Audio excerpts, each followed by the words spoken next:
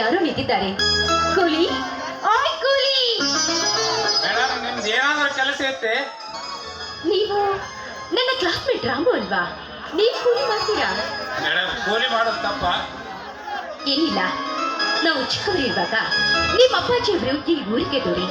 ನೀವು ಶ್ರೀಮಂತ ಮನೆತನದವರು. ಅದಕ್ಕೆ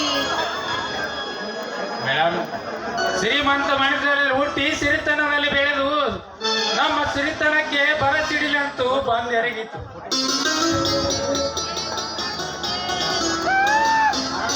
ಏನಿಲ್ಲ, ಅದು ಏನಿಲ್ಲ ಬಿಡಿ. ಪರವಾಗಿಲ್ಲ ಹೇಳಿ ಮೇಡಮ್. ಏನಿಲ್ಲ, ಈ ಸುತ್ತಿ ತೆಗೆದುಕೊಂಡು ಹೋಗ್ಬೇಕಾಗಿತ್ತು. ಆದ್ರೆ ನನ್ನ ಮನಬಿಚ್ಚಿ ಹೇಳ್ಬೇಕು ಅಂದ್ರೆ ನಾನು ನಿಮ್ಮನ್ನ ನನ್ನ ಅಂತರಾಳದಲ್ಲಿಟ್ಟು ಪೂಜೆ ಮಾಡ್ತಾ ಇದ್ದೀನಿ.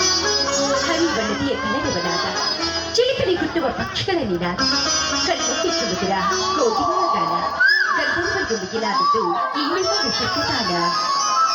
ರಸಋಷಿಯ ಕವಿಯ ತಾಣ, ಕವಿಯ ಕಲ್ಪನೆ ವರದಾನ.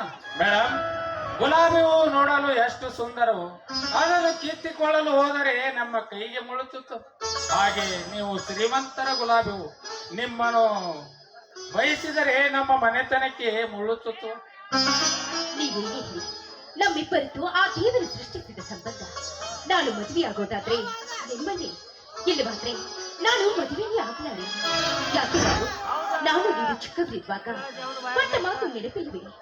ರಾಮ್, ನಿನಗಾಗಿ ನನ್ನ ಹೃದಯವನ್ನೇ ಧಾಕೆ ಎರೆದು ಕೊಡುವೆ. ಆ ದೇವರು ಒಂದಾನೊಂದು ದಿನ ನಮ್ಮಿಬ್ಬರನ್ನ ಒಂದು ಮಾಡಿ ಮಾಡ್ತಾನೆ. ಮೇಡಮ್ ಅವರವರ ಹಣೆ ಬರದಲ್ಲಿ ಬರದಂತೆ ನಡೆಯಲೇಬೇಕು. ಮೇಡಮ್ ನನ್ನ ಕೂಲಿ 10 ರೂಪಾಯಿ ಕೊಟ್ಟರೆ ನಿಮ್ಮನ್ನು ನಿಮ್ಮ ಮನೆಗೆ ಕರೆದುಕೊಂಡು ಹೋಗಿಬಿಡು. ಹಾ ರಾಮ್, ಹೋಗೋ ಮುನ್ನ ಒಂದು ಮಾತು. ನಿಮ್ಮ ಹಾಡನ್ನ ನಾನು ಚಿಕ್ಕವರಿದ್ದಾಗ ಕೇಳಿದ್ದೆ. ಈಗ ನಮ್ಮ ಪ್ರೀತಿಗೋಸ್ಕರ ಅಲ್ಲದೆ ಹೋದ್ರು ನಮ್ಮ ಸ್ನೇಹಿಗೋಸ್ಕರನಾದ್ರೂ ಹಾಡಿ. ನಿಮ್ಮ ಹಾಡಿಗೆ ನಾನ್ ಜೊತೆ ಕೊಡ್ತೀನಿ. ದಯವಿಟ್ಟು ಮಾತ್ರ ಹೇಳ್ಬೇಡಿ. ಆಗಲ್ಲ ಮೇಡಮ್.